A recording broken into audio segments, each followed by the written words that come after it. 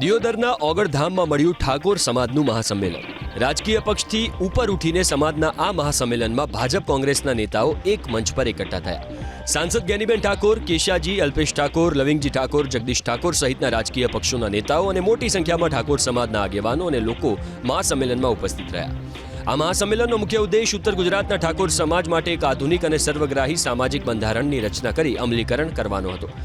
મહાસંમેલનમાં સમાજ સુધારણા અને કુરિવાજો નાબૂદી જેવા 16 જેટલા વિવિધ મુદ્દાઓ પર ગહન ચર્ચા કર્યા બાદ સાંસદ જ્ઞાનીબેન ઠાકોરે બંધારણનું વાંચન કર્યું, જેમાં લગ્ન પ્રસંગમાં સનરૂફવાળી ગાડી ન લઈ જવી, 11થી વધુ વાહનો જાનમાં ન લઈ જવા, 100થી વધુ લોકો જાનમાં ન લઈ જવા અને ડીજે પર પ્રતિબંધ મૂકીને માત્ર 2 ઢોલ લઈ જવાનો નિર્ણય કરાયો। જ્યારે સગાઈમાં પુરુષ અને મહિલા મળીને 21 વ્યક્તિઓ લઈ જવા, પોતાના કુટુંબ કે સગા સિવાય અન્ય બીજાને આમંત્રણ ન આપવું, ઓઢામણા પ્રથા બંધ કરવાનો નિર્ણય કરાયો। આ સિવાય સમાવાનો પ્રસંગ, જમણવારનો પ્રસંગ, મામેરા, આણા, બોલાણના અને જન્મદિવસના પ્રસંગને લઈને પણ અલગ અલગ નિર્ણયો લેવાયા। છૂટાછેડા, મૈત્રી કરાર, મરણ પ્રસંગ માટે પણ કેટલાક મહત્વના નિર્ણયોનો બંધારણમાં સમાવેશ કરાયો। આ સાથે જ સરદાર ધામ માટે જ્ઞાનીબેન ઠાકોરે ખોડો પાથરી દાન આપવાની અપીલ કરી। બીજી તરફ સાંસદ, ધારાસભ્યો અને આગેવાનોએ 1 વીઘો જમીન આપવાની જાહેરાત કરી।